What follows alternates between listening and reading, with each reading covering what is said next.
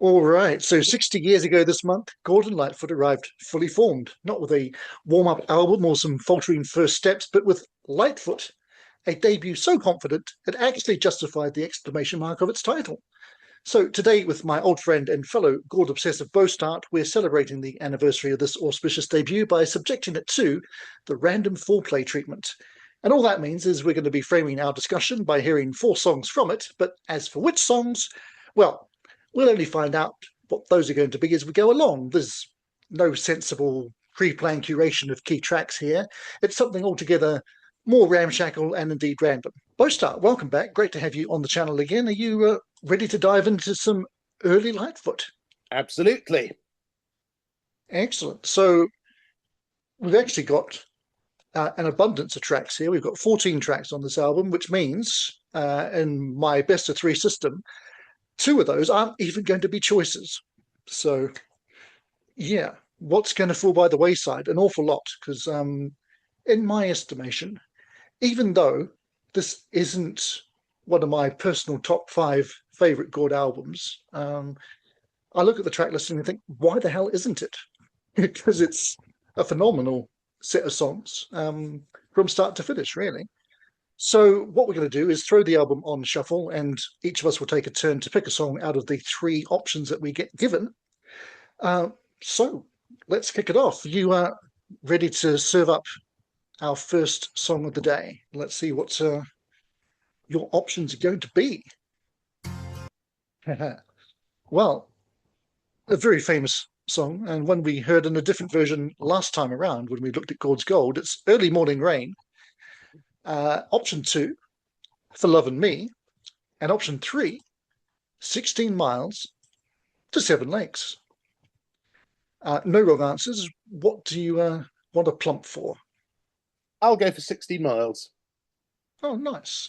So we're going to dig into a more obscure tune, and hopefully anyone who's watching this who knows some Gord but maybe isn't quite as obsessive as we are will learn a new song or 2 along the way. And speaking of the music, there will be a separate video where all the songs are included. If you're watching this on YouTube, which, well, either way, it'll be on YouTube. But the main video will just be our discussion. But click the link in the description below and you can hear the songs with us. Starting with this one, 16 Miles to Seven Lakes.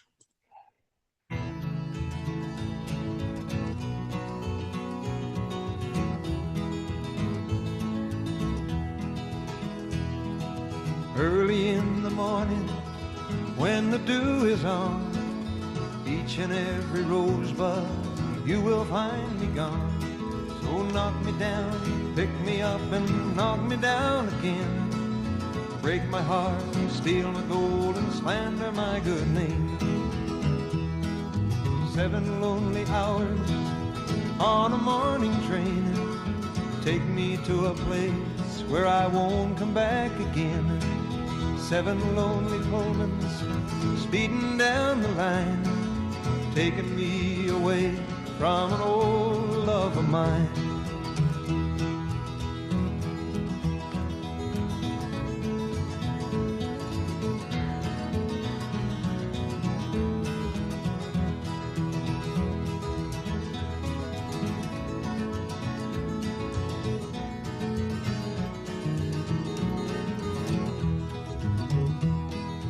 "16 miles to Seven Lakes, way up among the pines, in some hidden valley where the twirling river twines, where the fish swim up and down, sparkling waters fall, where the thunder rolls and the lonely puma calls.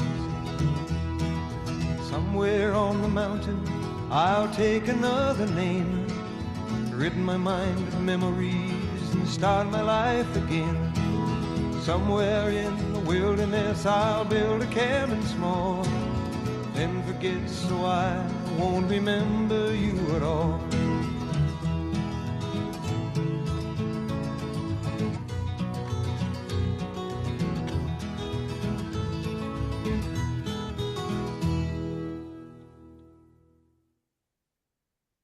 All right. there we go, 16 miles to 7 lakes. Not to be confused with 7 islands, which would come almost a decade later. So, do you want to talk us through your selection process out of those 3 songs and give us anything else you fancy saying about it? Well, Early Morning Rain, of course, is one that I've styled my favourite of all time. Certainly my favourite out of all the songs that the world considers standards and better and underrated. But Gord's release of it, which wasn't even the first released version, isn't a particular favourite of mine. Not the version on this album. My favourite version is the Peter Paul Mary one, but that's another story. For Loving Me, well, Gord disowned that song later on, I think for good reasons, because it doesn't explicitly say anything against women, but he admitted there was that sort of sentiment behind it. So, yeah, indeed. So we landed on 16 Miles, which is not my favourite, but it's a nice song, and Gord just evokes Canada, and talking about hidden valleys where the twirling river twines, where the fish swim up and down, and the lonely puma calls, and all the rest of it. And he's he evokes Canada in such a way that familiarity obviously hadn't bred contempt for him at all.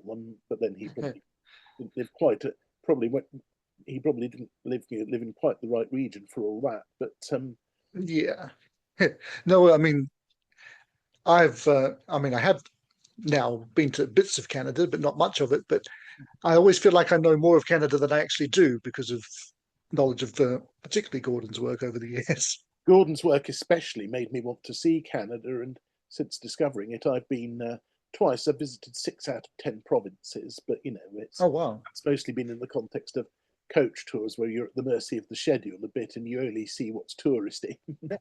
So we've got, you just mentioned Early Morning Rain and For Love of Me are 2 very well-known songs, not necessarily in those versions, but they've been covered so many times, especially Early Morning Rain. It's probably faster to list people who haven't recorded that at some point.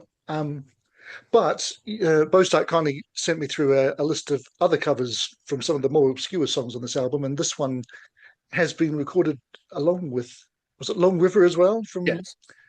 Bonnie Dobson, who I have to admit I don't know a thing about. So do you, is that just knowledge that you have rather than the songs themselves? Not only do I know of her, I've seen her live and actually had a really nice chat with her. If you know the famous sort of post-apocalyptic folk song called Morning Dew. Yeah. She wrote it, the original, although the version by a guy called Tim Rose got better known, and he claimed all the credit, which she's very relieved is all over now, and she's managed to claw back some royalties. But she wrote that, and although her other work isn't hugely well known, it does include those 2 Lightfoot covers. She's another Canadian, though she's lived over here for a long time now. Oh, right. Blimey. So, yeah, and obviously this is an album that Gord has got a few covers, i.e. of other people's songs on here, which is not typical, I guess. I mean, there's a handful of other covers throughout the rest of his career, but this is probably the only time that there's certainly 3 on an album. I can think of 2 being on The Painter Passes Through, way back or way forward in the 90s. But there's some folk standards going on here, whether they already were or they were his songs that would become standards. But of course, at the time, he kind of felt like this album was released a bit late. It came out, as we know, in January 66. He'd recorded it in December 64, and folk had changed considerably in that year and a bit, hadn't it? So, although PP&M had managed to draw the public's attention to 2 of those songs. Yeah, absolutely. And I think, in fact, in the liner notes for his box set songbook, they actually suggest that Albert Grossman did him a disservice by farming out most of his, as it turned out, better known songs to other people first. So it kind of meant his versions maybe didn't get as much recognition as they might have done. But who knows? Obviously, his career lasted right up until his death, so it didn't do him any long-term harm. Right, so we're going to move on to our second track, which is going to be selected by some fool called me. And let's hope I don't get anything too complicated, because I'm really, as we know from previous episodes, indecisive at times. So let us see. First up, we have the other one Bonnie Dobson covered, Long River, or Steel Rail Blues, or The Way I Feel. Well, the way I feel is that we're going to go with the last of those ones. And it's another song that would be recorded by not only other people, but Gordon himself again on his next album, which was, of course, also titled after the song. But in retrospect, he declared that this version was actually the superior one. So let's hear it. It goes a bit like this.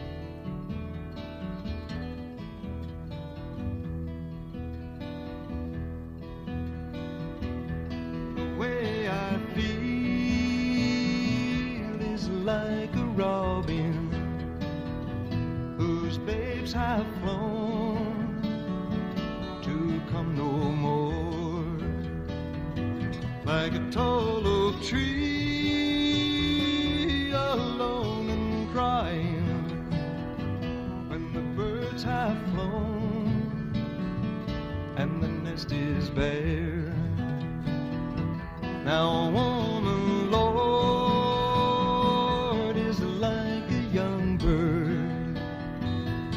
tall oak tree is a young man's heart. Among its boughs you'll find her nesting when the nights are cool. She is warm and dry. Your coat of green, it will protect her. Her wings will grow, your love will too, but all too soon your mighty branches will cease to hold her, and she'll fly from you.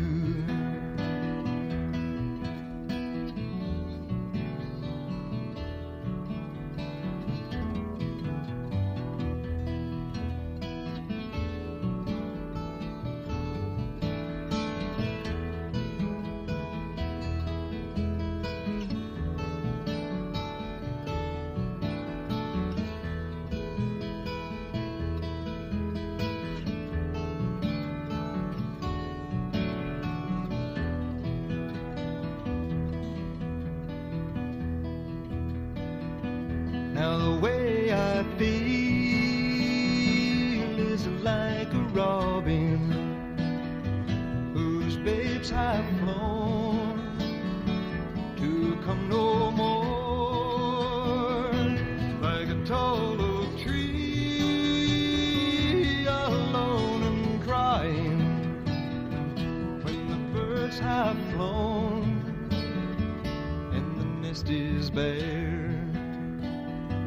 When the birds have flown and the nest is bare.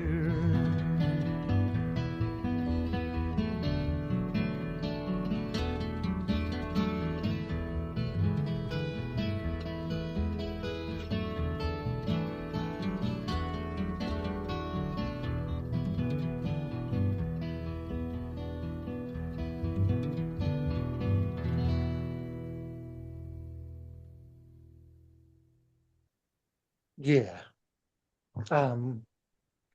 I do like both versions of that song, but I think I would side with Gordon and say that that is actually my preferred one of the two. Don't know how you feel about that, Bostart. I totally agree with you and him. It's one of the most beautiful things he ever wrote, and if you haven't heard I requested it one time. Actually, you were probably there that night in the stream where I requested the Fotheringay version of that song. If I was there, then I've forgotten, which is a terrible thing. You're familiar with Fotheringay? I'm not really. I know the name, and that's about it. Well, I'll tell you, it won't take long. They only released, well, there was a second album that was sort of put together from overdubs and things later, but it's they was the band Sandy Denny formed after she left Fairport Convention in '69, and right, and along with her then husband, who was an Australian guy called Trevor Lucas, and he's singing lead on that version of The Way I Feel. All bar one of the people who were in Fotheringay either had been or would go on to be members of Fairport Convention at some point. The only exception was Pat Donaldson, the bass player. But yeah, but their self-titled album is a lovely listen, and Trevor does a great version of The Way I Feel. Oh, nice. So, as you say, I probably heard that, but if so, I have forgotten. I probably need to check out that whole album. And indeed, an awful lot more Fairport Convention than I've already done at this point in time as well. But this version, what we just heard, speaking of lovely playing, we need to mention the personnel on this record, because it's ahead of, I guess, what you'd call the famous Lightfoot band. This is pre-Red Shea, pre-Rick Haynes, pre all of those people. So we've got, I don't know, I would say David Ray, but given that Chris Rea died recently, would you say David Rea or Ray for our guitarist here? According to Wikipedia, he pronounced it Ray.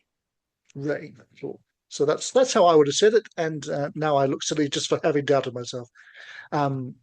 So yeah, lead guitar from him, and then on bass, of course, is Bill Lee. And I don't like to refer to people by not showing up for their own talents and achievements, but referencing more famous family members instead. But you can't mention Bill Lee without saying he was Spike Lee's dad, can you? So there's that. And what a fabulous player. There's a couple of tracks on here where he really stands out, and I think that was one of them. But yeah, I mean, it was obviously recorded pretty quickly in December '64, but there's no signs of that. It doesn't feel like it was thrown together quickly, like, say, for example, Sounds of Silence, which I just had a look at the other week. It all holds together very cohesively. That's my opinion, anyway. Others are welcome. And I should also mention that the image behind me, for those who don't know, is from the United Artists Collection CD, which hopefully has all four of Gord's first four studio albums in one nice 2-disc package. So anybody who still uses physical media should definitely have that in their collection. Right. All of that said, you ready to pick your second choice? And what are you hoping for at this point in time to come up? Do you have a top song that you want to appear in your three? I mean, I can't promise anything, obviously. I hadn't really thought of it. You've just played my favourite song from the album, which is The Way I Feel. So, well, I'm glad I picked it then. but I've got a little strategy in my head. So what have we got? Well, let us see, because I mean, there's a possibility that you might get all three of the cover songs, yes, which are great. I was rather hoping I wouldn't. Go for it. Right. Let's see what you've actually got. And you have got. Well, there you are. You're in safe hands here. We've got Rich Man Spiritual, Pride of Man, or I'm Not Saying. Well, this is an interesting choice. I'll be curious to see which way you go. Well, he dropped I'm Not Saying from his repertoire. He started doing Ribbon of Darkness without in the end, and I imagine that's for similar reasons to why he dropped For Loving Me. If you look at the words, I'm not promising to be faithful. Normally I do a bit of a bias towards originals, and Rich Man Spiritual is great.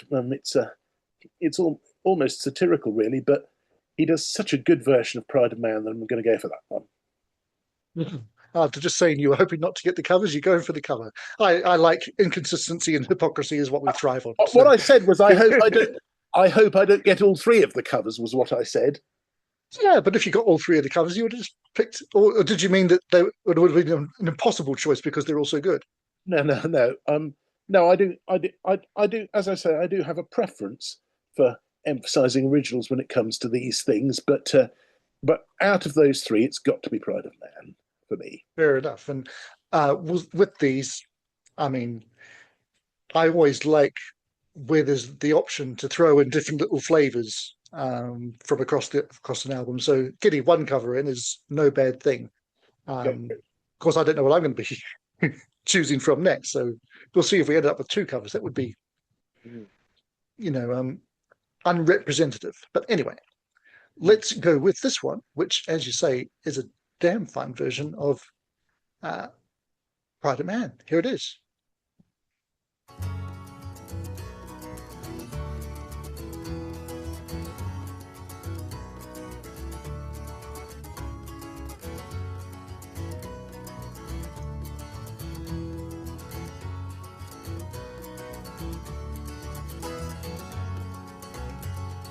Turn around, go back down, back the way you came. Can't you see that flash of fire 10 times brighter than the day? And behold, a mighty city broken in the dust again. Oh God, the pride of man, broken in the dust again.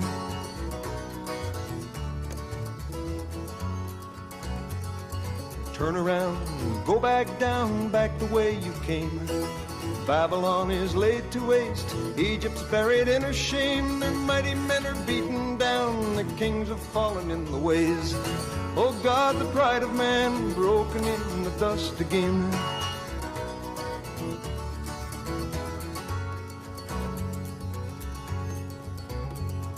Turn around, go back down, back the way you came.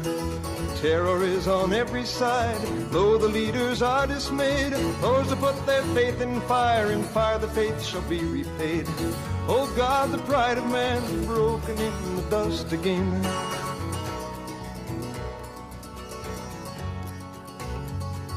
Turn around, go back down, back the way you came. Shout a warning to the nations that the sword of God is raised on Babylon, that mighty city, rich in treasure, wide in fame. It shall cause thy tower to fall and make of thee a pyre of flame. Oh God, the pride of man, broken in the dust again. O thou that dwell on many waters, rich in treasure, wide in fame, bow unto a God of gold, thy pride of might shall be thy shame. Oh God, the pride of man, broken in the dust again.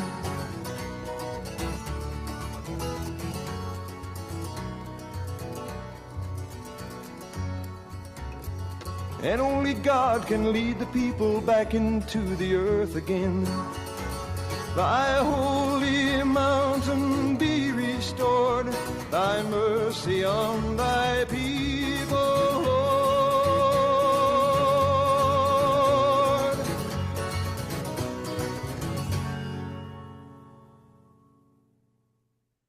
All righty.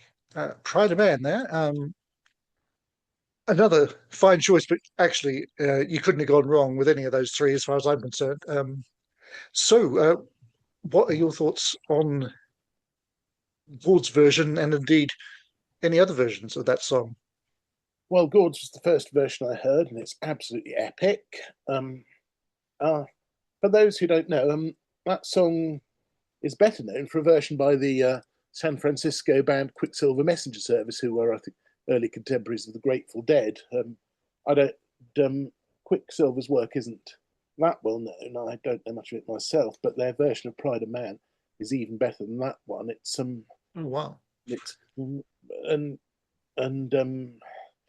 Hamilton Camp, who wrote it, was says here he was British born, and you'd think he was a gospel songwriter. He wasn't I don't think he professed to be a Christian. He was a member of an interfaith movement, but he also co-wrote the song "You Could Tell the World," which appears at the beginning of Simon and Garfunkel's first album. Wow. Yeah, I hadn't made that connection, but that makes sense. Yeah, which he wrote with Bob Gibson, who was a big figure in the folk movement.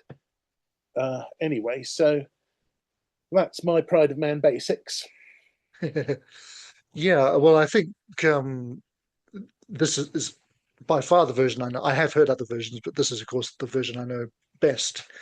And it's one of those.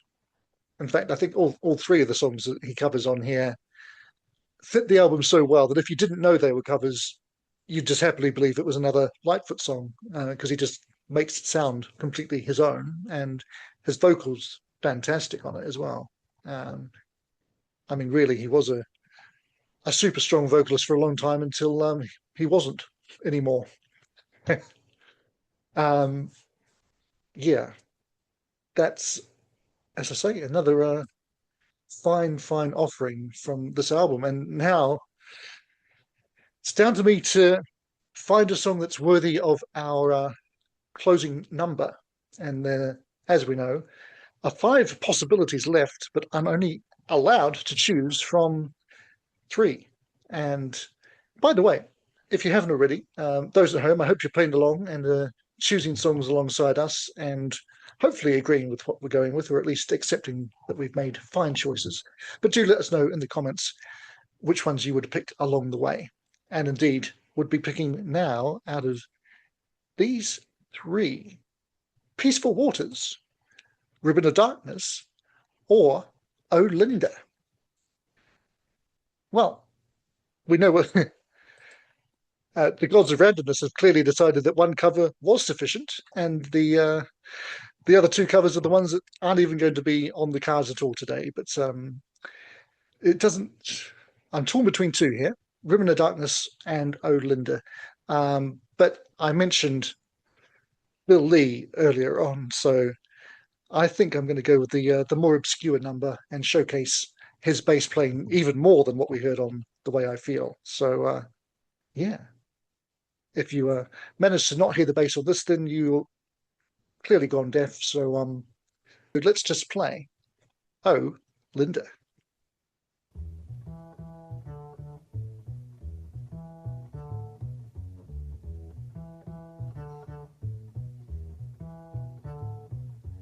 Oh, Linda, you done me wrong. I'm gonna sing you a goodbye song. Sing the song that's most unkind. I ain't even gonna try to change your mind. Oh, Linda, you made me grieve. I feel like I could die. Look out, baby, the moon is falling down from your sky. Oh, gal, don't you say goodbye. Now that I need you by my side. Love me now or be on your way. If you go, be gone to stay.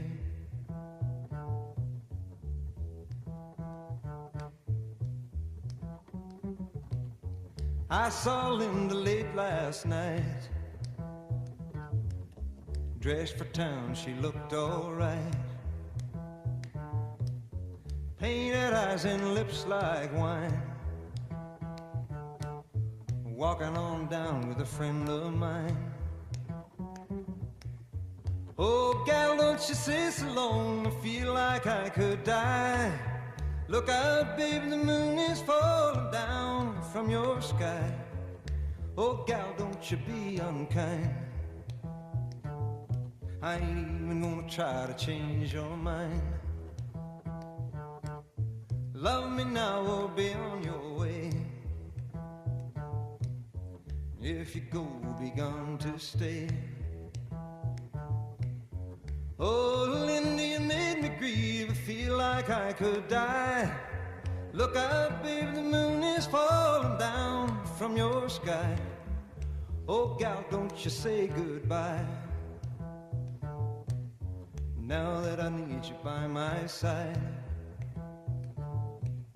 You can have everything I own.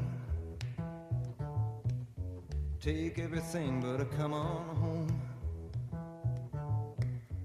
Oh, gal, don't you say so long, I feel like I could die.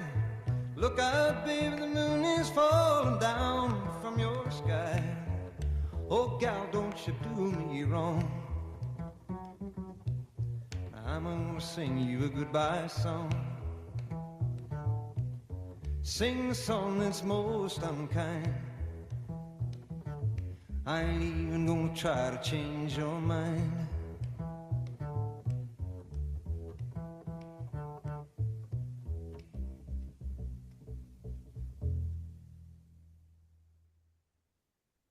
All righty, there we go. Oh, Linda, quite a different sounding tune from the rest of the album. Not perhaps as lyrically interesting as many of the tunes, but I like the different flavour, and another great vocal performance from Gord on this one. And this is also on your list, Bostart, of notable covers. In this case, Harry Belafonte. Again, a version I've not heard, although I think I have heard his versions of other things. Song for a Winter's Night, which I think he renamed The Hands I Love, which always feels like a really weird title. I mean, I know why you picked that out as a title, but it just makes it sound like a weird character from a horror film to me. But anyway, that's that's by the by. What are your thoughts on Linda? Well, my thoughts on Linda, not having met her, I can't comment. But on Oh Linda, I like it. I think it gives the album, a good album has a little bit of something different that doesn't throw the rest of the album off piste. And Oh Linda is that song. It's got an urban feel.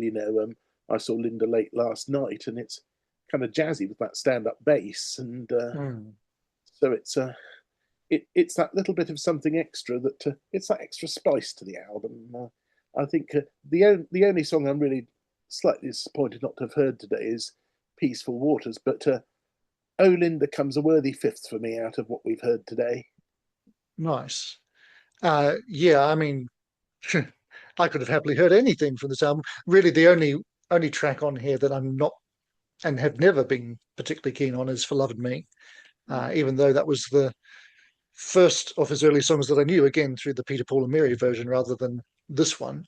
But yeah, I mean, even that aside, I think this is one of the stronger debuts of any genre, really. And it's a shame it didn't get, well, none of his United Artists albums really got as much notice as they should have done. And if maybe only one of them is in my top 5, they're all in my top 10 of Gord albums. And I mean, I came to them relatively late because I know I bought this collection when I was living in Wellington, which places it as, a year or so before I came to the UK. So it's a while ago now, but we're talking 16, 17 years.